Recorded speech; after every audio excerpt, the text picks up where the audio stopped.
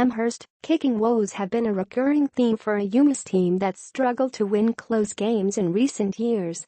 In a 30-27 double overtime victory over Appalachian State yesterday, it was a pair of field goals that finally gave the Minutemen reason to celebrate at McGuirk Stadium. Down 2017 with under 2 minutes to play, backup quarterback Ross Comis drove 53 yards into field goal territory with a chance to tie it with 10 seconds left. After getting iced not once, but twice, by the opposing coach, senior Logan Laurent calmly drilled his 45-yard attempt to send the game into extra time. Following an exchange of touchdowns in the first extra period, UMass capitalized on an App State fumble to again give Laurent a shot to be a hero. Again, Laurent did his thing, sending the 36-yard attempt from the right hash through the uprights to seal the 3-point victory. Laurent celebrated the rare special teams-aided victory by executing a backflip right after the winning boot.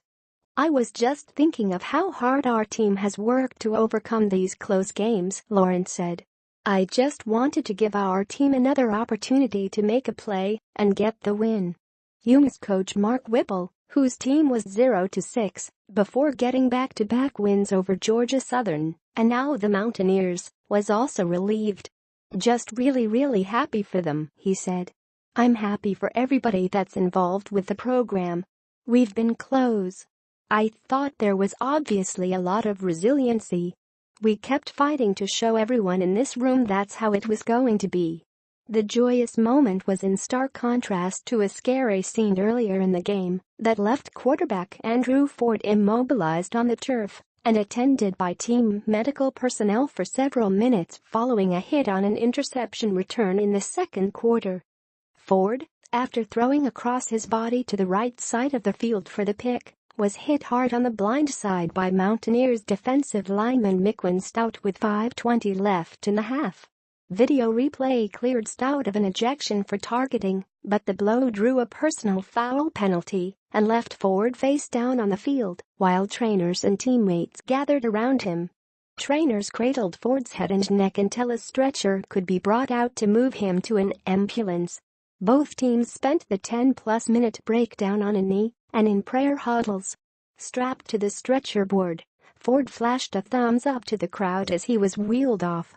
Whipple didn't have an update after the game, but said Ford did have feeling when he was out there.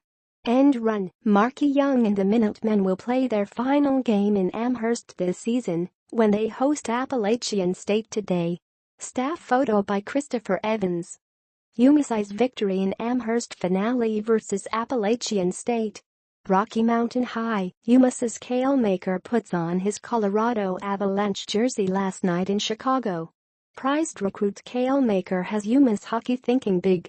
The frightening moment, which came with the Minutemen leading 10-7, quieted what had been an otherwise frantic sequence that saw both teams playing hot potato with the ball.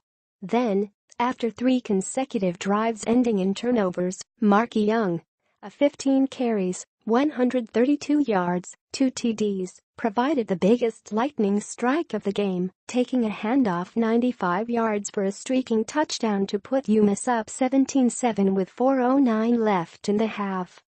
An Appalachian State touchdown pass from Taylor Lamb to Thomas Hennigan cut the UMass lead to 17-14 with just 4 seconds left before halftime. The team struggled offensively in the second half, accounting for just 2 field goals before Laurent's late scores and the overtime.